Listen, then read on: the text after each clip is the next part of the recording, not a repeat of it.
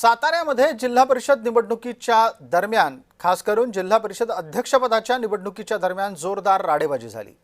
याचं कारण देत स्थानिक जिल्हा पोलीस अधीक्षकांना रजेवर पाठवलं गेलं अशी चर्चा समोर असतानाच आता एक नवा खुलासा त्यात समोर येतोय। तुषार दोषी हे सक्तीनं रजेवर पाठवले गेलेले नाहीत तर ते तब्येतीच्या कारणाने रजेवर गेले आहेत अशी माहिती मिळते। मात्र सातारा पोलीस अधीक्षकांना रजेवर पाठवल्याची एक विनाकारण चर्चा सध्या साताऱ्यात रंगलेली आहे। त्या संदर्भातला हा नवा तपशील समोर येतोय। तुषार दोषी आणि वाद हे एक जुनं समीकरण आहे। सप्टेंबर 2023 मध्ये अंतरवाली सराटीमध्ये मराठा आंदोलकांवर लाठीचार्ज केल्याचा ठपका त्यांच्यावर ठेवण्यात आलाय। लाठीचार्जच्या नंतर सक्तीच्या रजेवर त्यांना पाठवण्यात आलं होतं आणि बदली सुद्धा करण्यात आली होती। फलटणमध्ये महिला डॉक्टर आत्महत्या प्रकरणी त्यांनी पीडितेचं चारित्र्य हनन केल्याचा आरोप आहे। मृत महिलेचे चॅट चाकणकरांना जाहीर करण्यापासून त्यांनी अडवलं नाही असा सुद्धा आरोप आहे। अश्विनी बिद्रे हत्याकांड प्रकरणामध्ये आरोपींना तुषार दोषी यांनी मदत केली असाही आरोप आहे।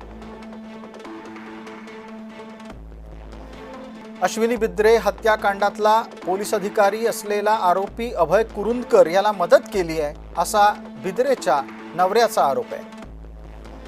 या प्रकरणातला एक आरोपी माफीचा साक्षीदार होत असताना त्यांनी खो घातला असं म्हटलं जातं। साताऱ्यामध्ये पालकमंत्र्यांना धक्काबुक्की केली असाही आक्षेप तुषार दोषींवर घेण्यात आलाय। सोमवारपासून ते सक्तीच्या रजेवर आहेत असे आदेश निघाल्याचं सांगितलं जात आहे।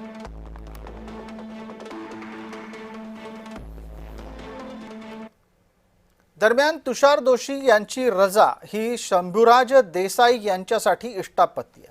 या प्रकरणामध्ये त्यांनी एक भूमिका घेतली आहे आणि चौकशी होतीये तर आता ती दोषींचीही होईल असं शंभूराज देसाई सांगतायत।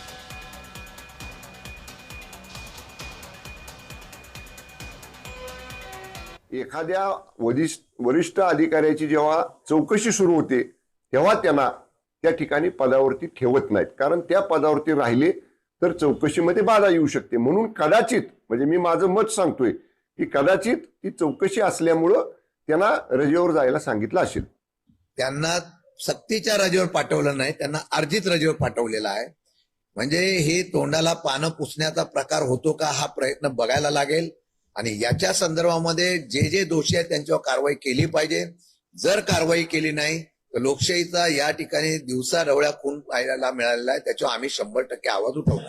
ही एक तात्पुरती मलमपट्टी असते देवेंद्रजींनी केलेली।